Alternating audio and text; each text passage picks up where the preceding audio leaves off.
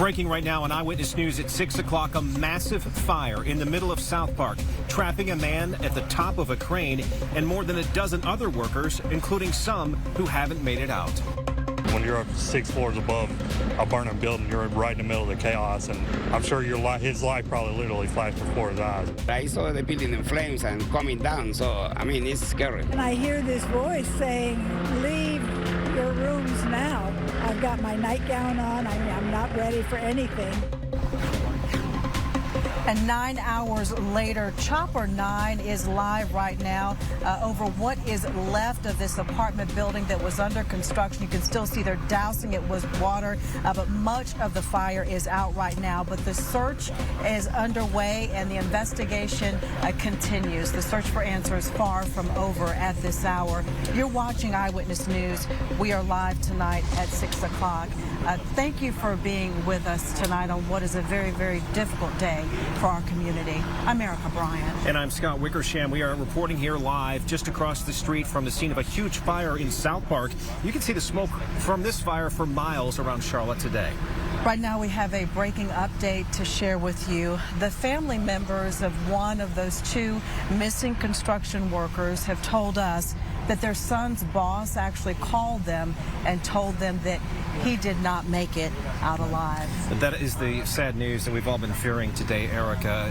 Ever since we heard the 2 workers were unaccounted for, the news that one of them, they're saying, did not make it out alive. It's just a sad update that we're getting at 6 o'clock. Now, those construction crews were there. They were working to build an apartment complex when it caught on fire early this morning. This is on Liberty Road Drive, right off Fairview Road, right near the SouthPark Mall, right across the street if you're familiar with that area. We broke into programming around 9:30 this morning as the flames were tearing through the construction site.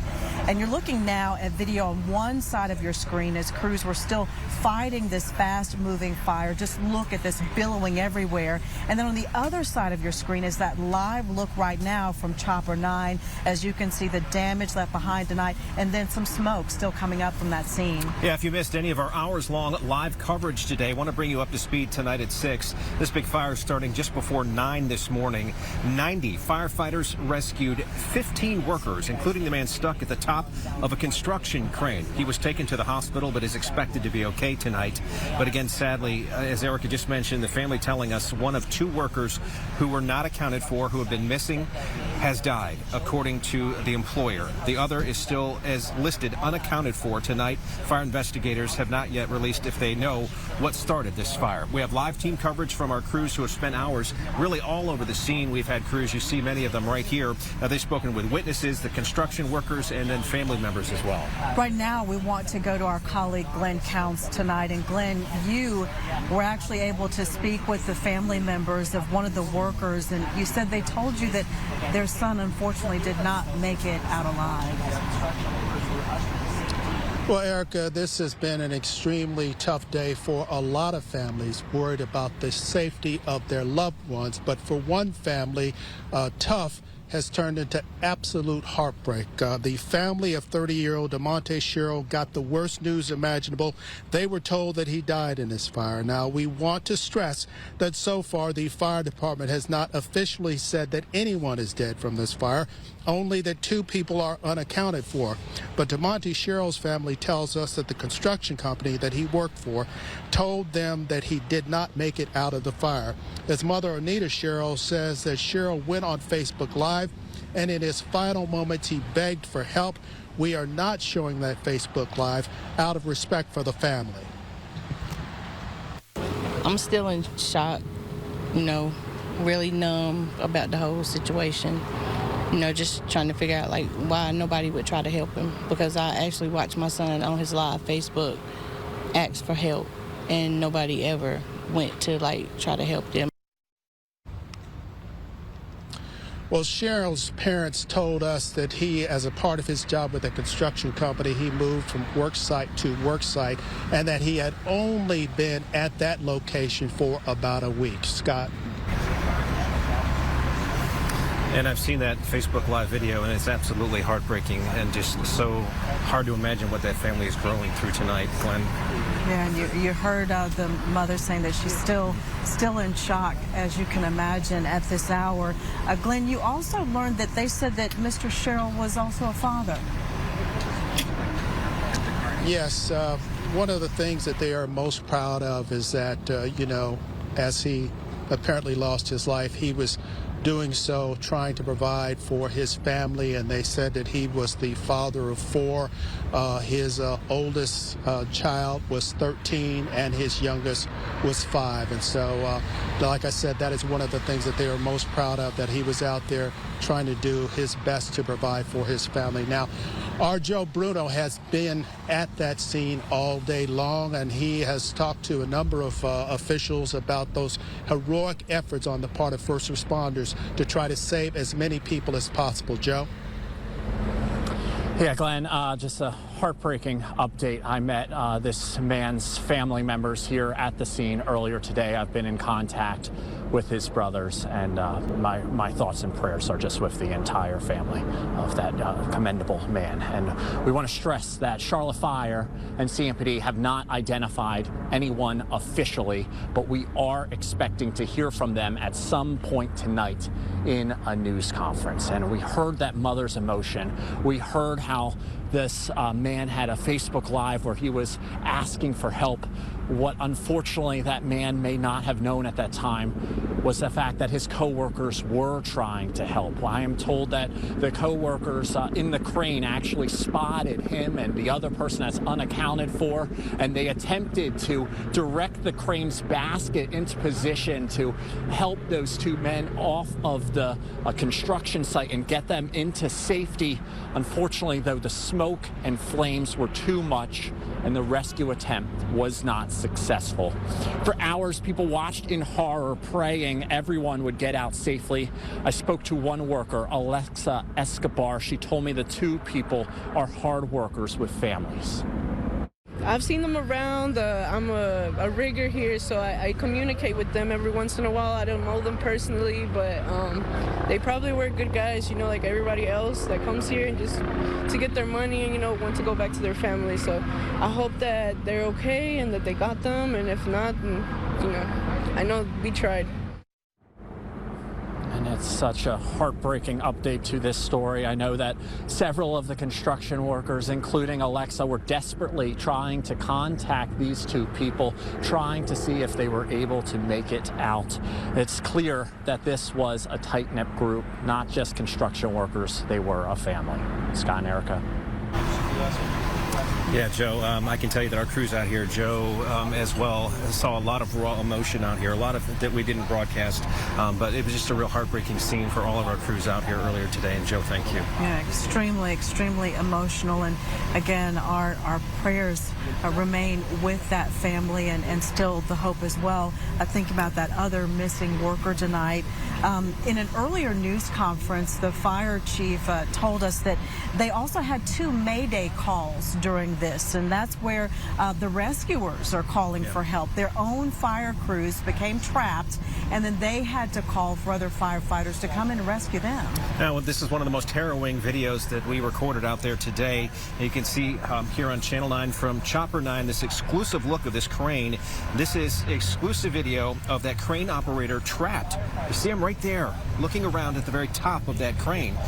Listen to the moment when our chopper pilot Andy Holt actually spotted that man stuck up there. We do have confirmed that there is someone in that crane. We've seen somebody walking around in a construction vest, trapped apparently on top of that crane.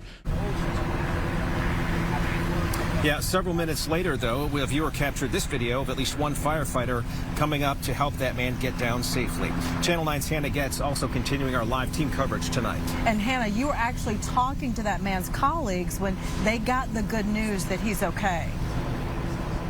Yeah, Scott, Erica, that's right. We were standing right here in this area, just surrounded by construction workers.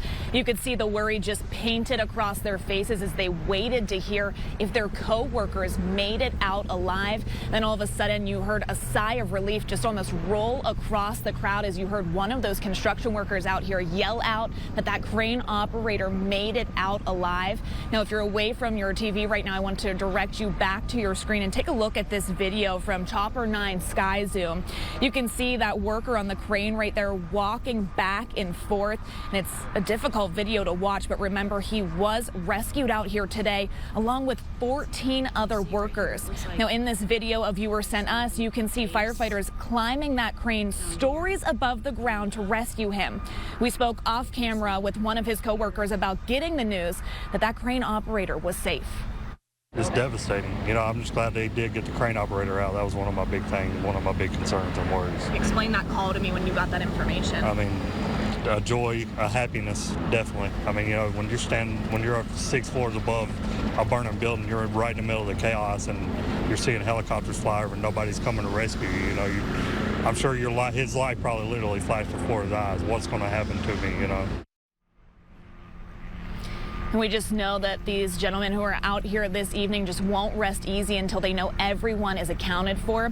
I now want to bring in my colleague Hunter Sines, who is also on the ground this evening. And Hunter, I know you talked to a number of construction workers who did make it out of that fire. And I understand that they told you it was a chaotic scene to try to get everyone out. Yeah, Hannah, it was truly terrifying for many of them, just trying to rush out while also trying to help their co-workers and friends get out of this fire as well. We spoke to several construction workers who were trying to build these apartment complexes before they went up in flames. Let me step out of the way and we can zoom in and show you what's left out here. You can see firefighters are still over this area putting out some hot spots, but you can also see that large burned column there, and that just shows you how tall this development was. And many of the construction workers told me there were crews on every floor of this building. They say when the flames sparked, the workers themselves tried to put out the fire, but a majority of this development was built with wood, so those flames spread quickly and were impossible for the workers to get under control. That's when they knew they needed to get everyone out, and workers tell me people started yelling fire and get out, doing everything they could to tell people on every floor to evacuate. But the flames just got too bad and they ended up having to run for themselves. I did speak with one man, Alejandro Quiroja, who was working on the building's metal framing on the first floor. He told me he made sure everyone on the crew he leads was together and got out safely, but he was worried for several others. I saw the building in flames and coming down, so I mean, it's scary. We're working on the bottom floor, so it wasn't too bad for us. I mean, but for the guys working on the third floor and fifth, seventh floor, I mean, they'd probably be worse, you know. They start getting out, they start screaming, get out, because the building's on fire. Alejandro told me that if he had to guess, there were up to 100 construction workers working at this development here when those flames broke out. Many of them are now left without a job and without their tools because all of them started running out, leaving those behind. Of course, their lives mattering so much more and so much more precious than those tools. As we have mentioned, Charlotte Fire did rescue 15 of these workers from this fire, but thankfully so many of them were helping each other get to safety. Scott and Erica. Hunter, thank you very much. Our live team coverage here at SouthPark of this tragic fire will continue in just a moment. Now